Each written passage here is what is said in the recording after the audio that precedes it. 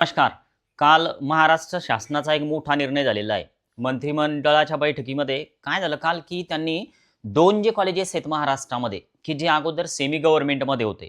म्हणजे थोडक्यात त्यांना स्कॉलरशिप मिळायची. होते प्रायव्हेट, पण स्कॉलरशिप यायची. एम-बी-बी-एसचे 2 कॉलेज. तर ते डायरेक्ट प्रायव्हेट युनिव्हर्सिटीमध्ये कन्व्हर्ट झालेले. थोडक्यात त्यांना मंजुरी मिळाली.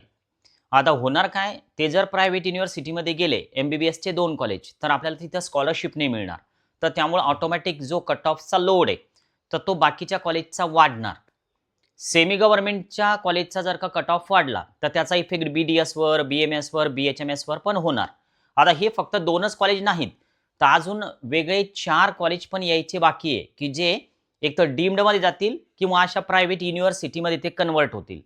आता कालचं जे मंत्रिमंडळाचं जे अपडेट आहे, तर त्यानुसार जे आपलं लता मंगेशकर हॉस्पिटल आहे, एन-के-पी सावळे नागपूरचं कॉलेज, तर त्यांना मान्यता मिळालेली आहे. तर ते आता प्रायव्हेट युनिव्हर्सिटीमध्ये कन्व्हर्ट झाले. थोडक्यात खाजगी विद्यापीठ. आणि दुसरं कॉलेज आहे डॉक्टर विखे पाटील अहिल्यानगरवालं. तर ते सुद्धा त्याला पण मंजुरी मिळाली. पण आता याचा सगळा इफेक्ट नेमका आपल्यावर काय होईल? आपण जर काउन्सिलिंग प्रक्रियेमध्ये असाल, तर नक्कीच याचा इफेक्ट काय होणार आहे, तर हे आपल्याला माहिती असणं गरजेचं आहे.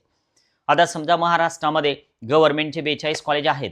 तर या 42 कॉलेजच्या कट ऑफवर जास्त काही इफेक्ट होणार नाही, गव्हर्नमेंट एम-बी-बी-एसच्या.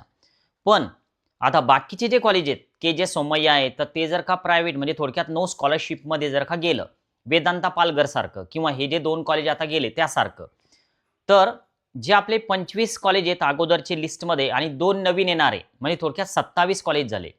मग आता यातले जर का 7 कॉलेज आपण नो स्कॉलरशिपच्या झोनमध्ये जर का पकडले, तर राहतात 19 कॉलेज.